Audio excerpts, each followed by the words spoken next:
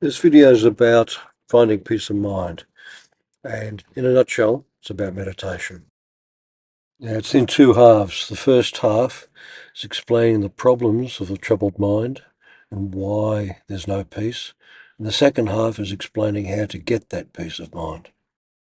Now, it's going to take a few minutes, so get comfortable and settle in. And fair warning, I'm not telling you any fairy tales here. This is not the usual video with some deluded dickhead trying to feed you a pack of bloody lies. Yeah, there's your problem. That's the number one reason there's so much distress in the world. Warfare. Been going on for all of recorded history. Wars are started by the elites of our society. The pharaohs believed they were divine, descended from the gods, and they treated the population like shit. This charming individual is Alexander the Great. Alexander the Great mass murderer. He and his army invaded and slaughtered people from Greece all the way to India. The Romans took it to the next level, brutal and efficient. By the time we get to Napoleon, we've got firearms, standoff weapons, cavalry, cannon, murder at a distance. And we all know what modern warfare looks like. It's televised. We get to see it on TV any night of the week. Anybody's guess what warfare is going to look like in the years to come, what the future is. But it's still going to be the same old, same old. The physical injuries and the physical suffering, that's obvious, easy to see. The mental suffering, well, that's not so easy to see. But it's far more widespread. Families, children, societies, military personnel, civilians, doesn't matter. Everybody gets traumatized. And for the most part, typically, people suffer in silence and alone. They get by, somehow. And then one day they're old. And that's been their life. Coming in a very close second, sexual abuse. Trust betrayed in the family. Mature men manipulating the young, all the while quietly fantasizing to themselves their advances are welcome. The damage starts straight away and sets in like a rot, slowly eating away at the self-esteem and the underlying trust and happiness of the victim. Distrust and anger settles in and interferes with every relationship on into the future. A related tragedy is domestic violence. Innocent victims, nothing but sadness there.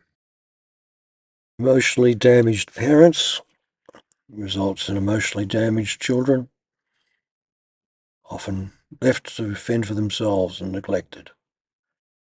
It's not how we start out, though, as kids. Very young, but basically pretty happy.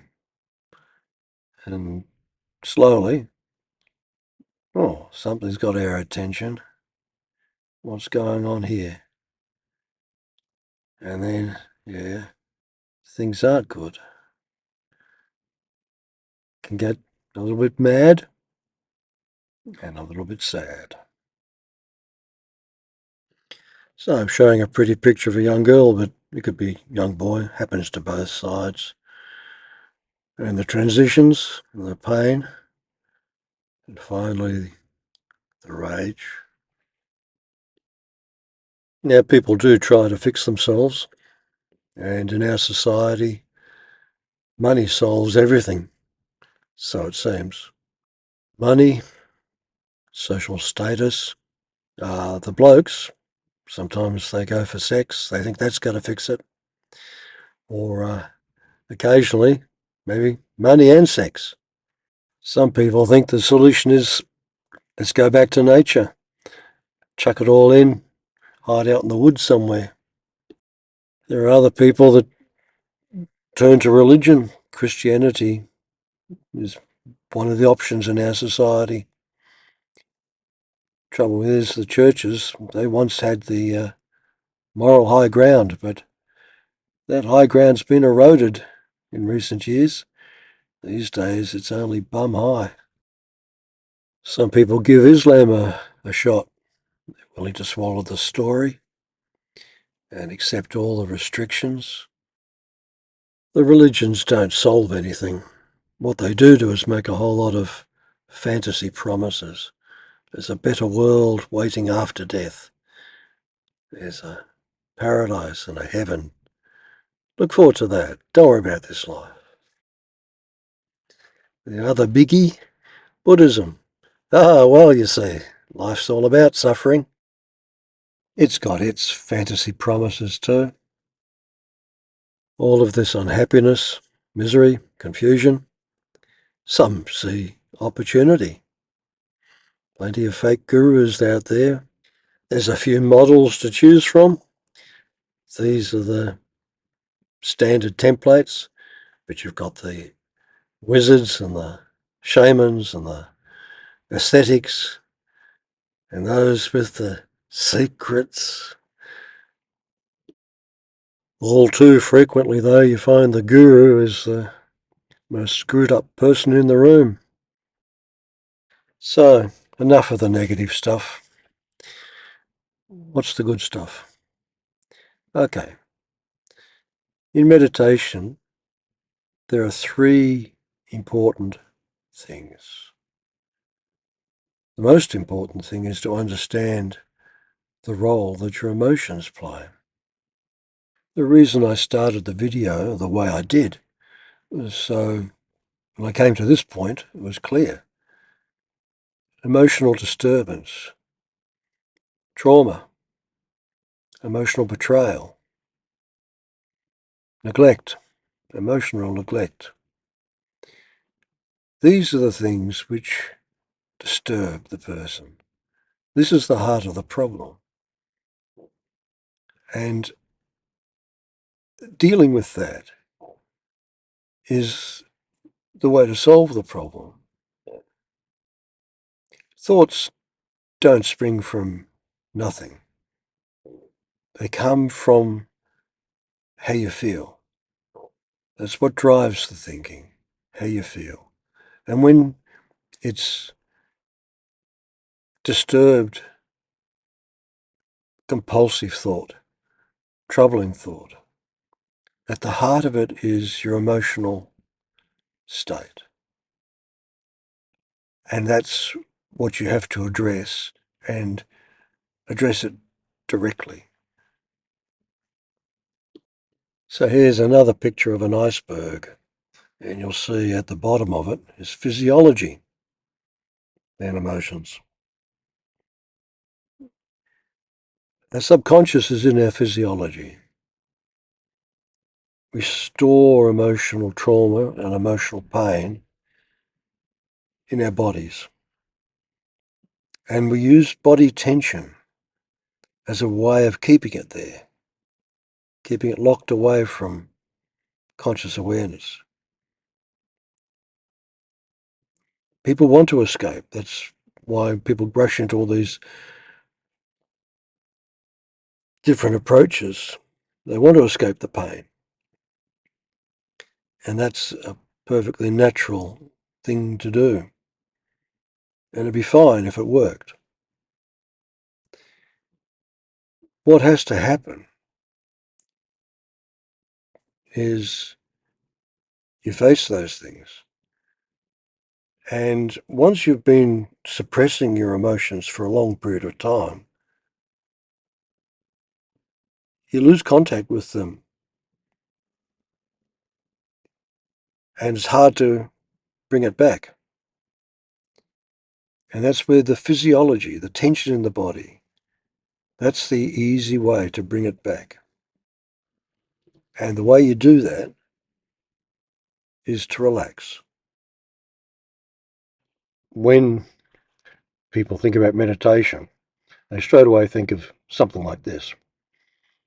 And they imagine that's what you should be doing. Well, that's not relaxed. This is relaxed.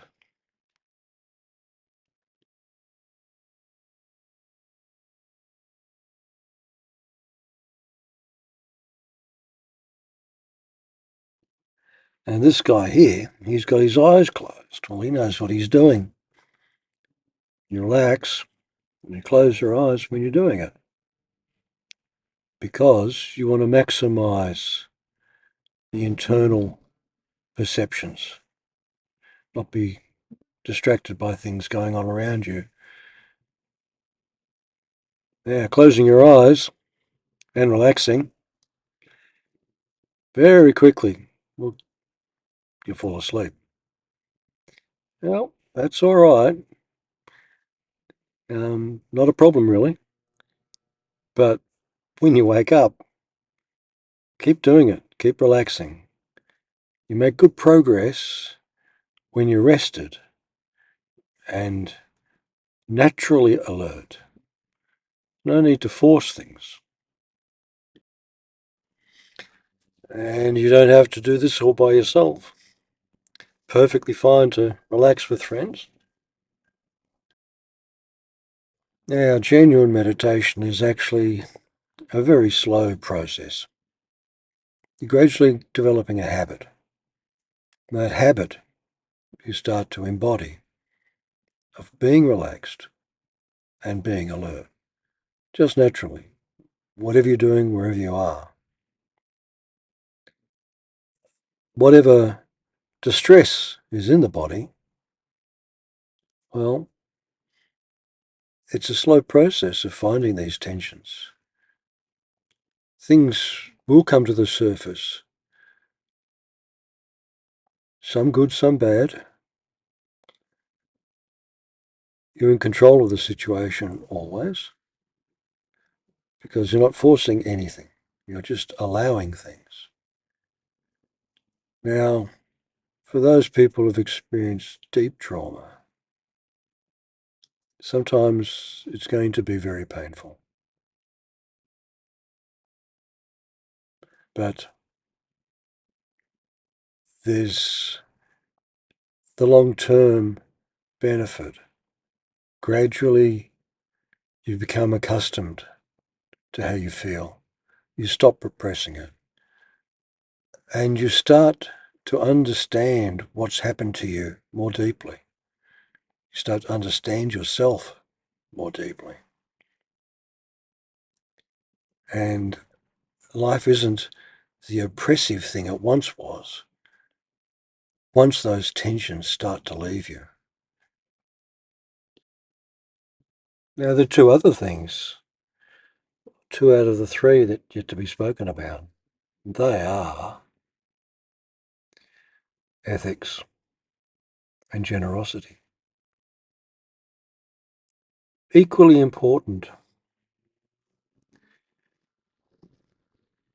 Ethics is about not harming others, being aware of how you might harm others, recognizing how you've been harmed by others because of their poor ethics. Now, ethics is a matter of appreciation.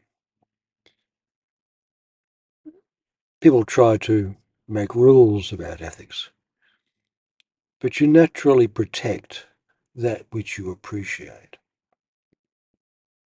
And your capacity for appreciation will grow as you reconnect emotionally. It's once again the most natural thing in the world to be ethical, but it relies and it depends upon your capacity for appreciating life And that's your emotional connection to life. And generosity. Generosity is about caring. It's about time, giving of yourself. True generosity, it's not about giving money, it's about giving something of yourself. Not being focused on only your own interests. And the psychology of generosity is an open mind. You need